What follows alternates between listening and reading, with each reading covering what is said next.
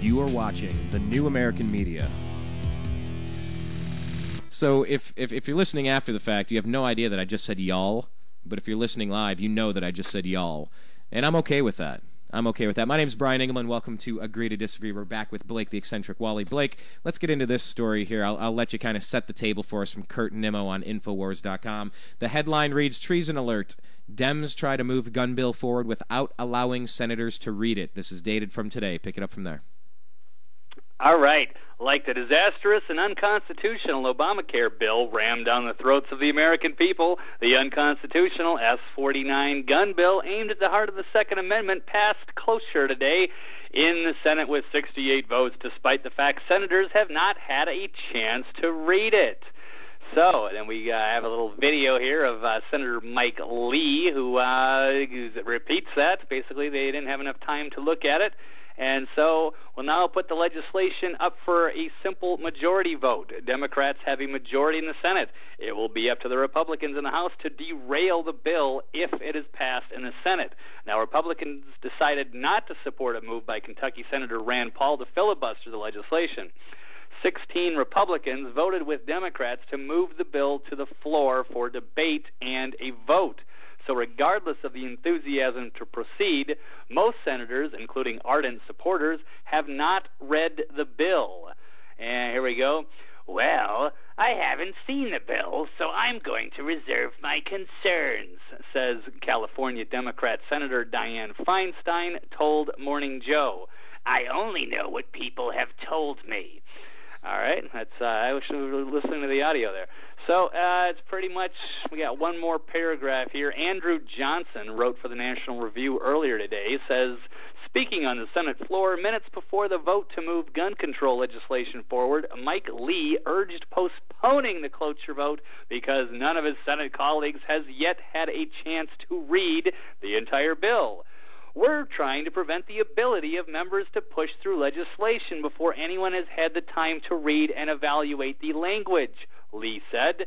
But as of this morning, as of this very moment, not a single senator has been provided the legislative text of the background check provision proposed yesterday by Senators Joe Manchin and Pat Toomey, which Lee said was the, quote, centerpiece of this legislation. So, if passed, the universal background checks will establish a national registry that will be used to confiscate firearms, or at least we presume it will be used to eventually confiscate firearms.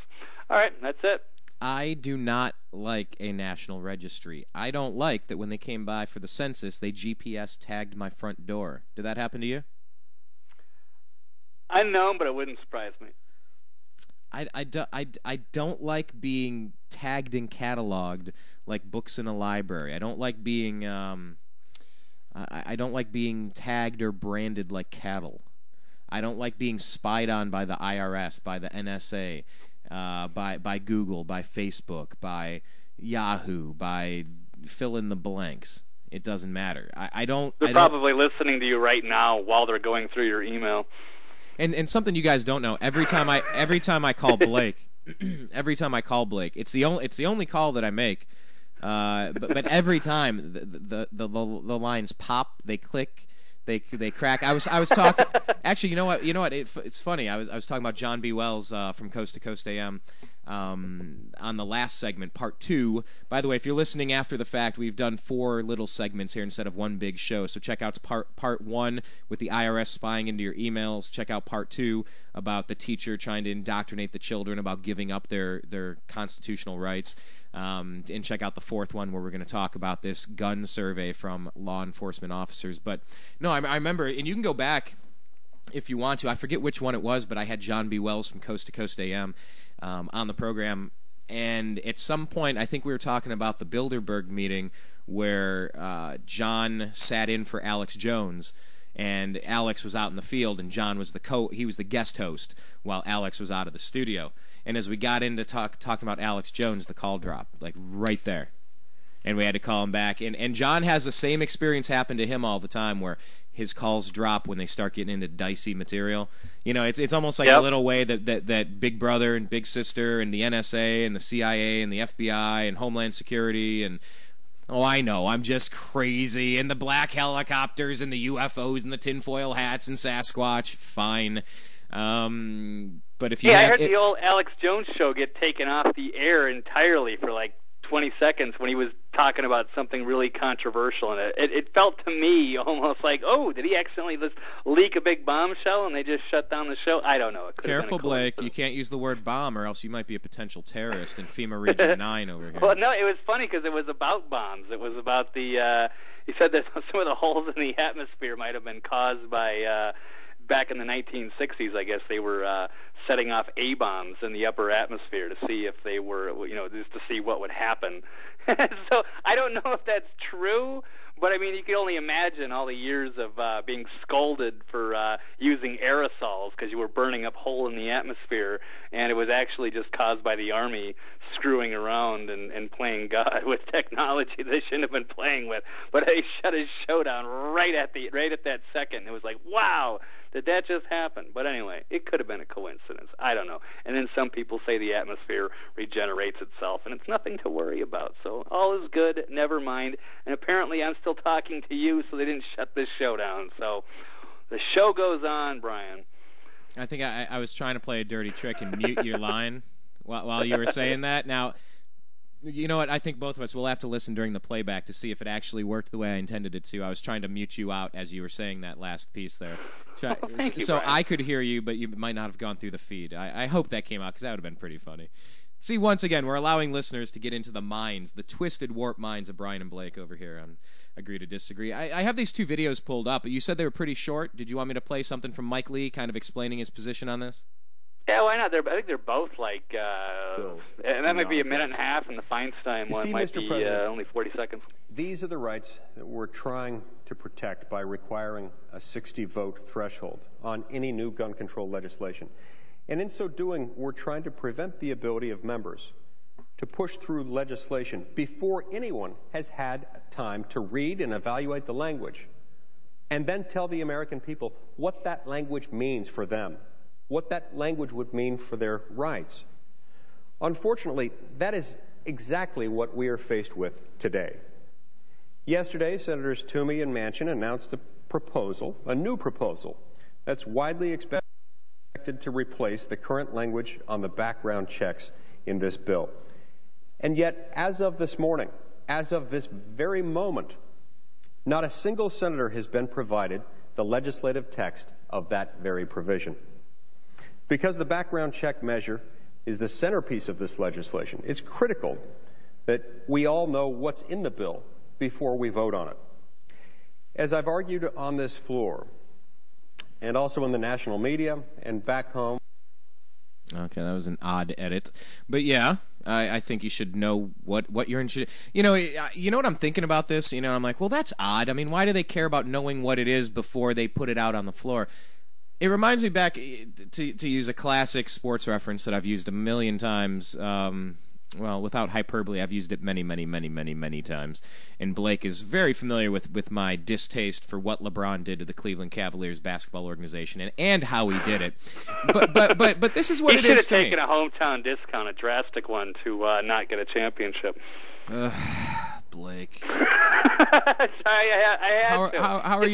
How are your professional Las Vegas sports franchises doing for you? Anyway, this kind of reminds me. Stop it. 15 years, I gave up. I said no. Why am I wasting 7 months of my time to get my heart ripped out?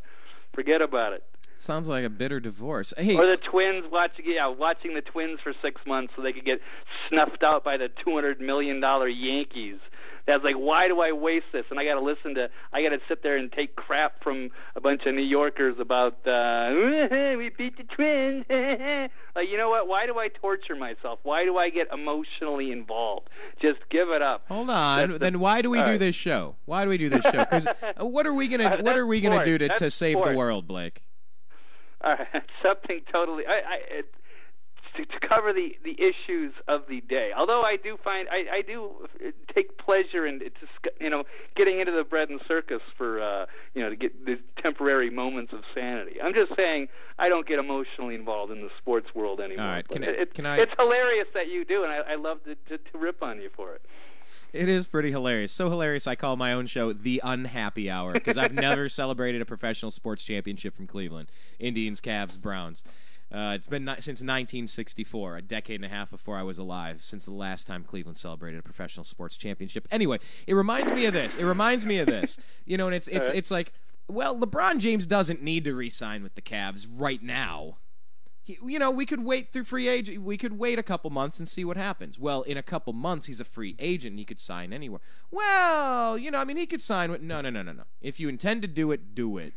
And and I'm thinking kind of like the flip side here. It's like you want to know what legislation you're putting up, because if you block horrible legislation, it has a 0% chance of becoming law. But if you allow garbage in, you could get garbage out as law.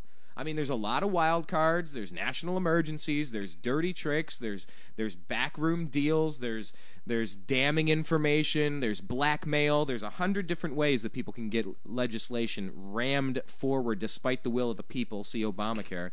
And I'm understanding their point of view now. So to go backward, I mean, I'm guessing this is Dianne Feinstein, so I'm guessing this is one I'm not going to understand her point of view, but here it goes. So let's talk about the compromise right now that Joe Manchin is working with Pat Toomey about. What are your concerns?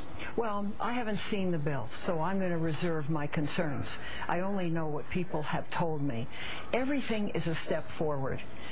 You know, we can't let the perfect be the enemy of the good, as has been said. You know, we need to lean forward. That's what she said, right? Yep. Hey, let me. Have told me. Everything is a step forward. Okay, so we need to lean forward as they're on MSNBC. Give us your children. All right. Yeah, I liked your Feinstein voice. That was pretty sweet, Blake. Thank you. All right. She sounds more like Nurse Ratched, to be fair. I'll have to work on that. More like Nurse Ratched. Okay. We'll take a quick second here for station identification here on TNAM Radio, part of the NewAmericanMedia.com. I'm your host, Brian Engelman. This is Agree to Disagree. We are joined with Blake, the Eccentric Walley. Check out his homepage, eccentricperspective.com. Follow him on Twitter at eccentric99. Go on iTunes and search Eccentric Perspective and download his podcast. And you can listen to him live every Monday, Wednesday, Thursday from noon to 1:30 p.m. Pacific on freedomizerradio.com. Yes, it's a fake word. freedomizerradio.com. Check him out there. Please do us a favor. Check out thenewamericanmedia.com. Subscribe to youtube.com/thenewamericanmedia. Search The New American Media on Facebook. And make sure that you follow us on Twitter at American_media_. We're going to come back and talk about this gun policy law enforcement survey. You keep hearing this, oh yeah, 90% are in favor of background checks. Yeah, 90%. Yeah, see, the science is settled. They're all on our side. There's some different results here when you talk to 15,595 law enforcement officials back on March 13th, 2013, from a couple of weeks ago. So we'll read that on the other side. My name's Brian Engelman. This is Agree to Disagree.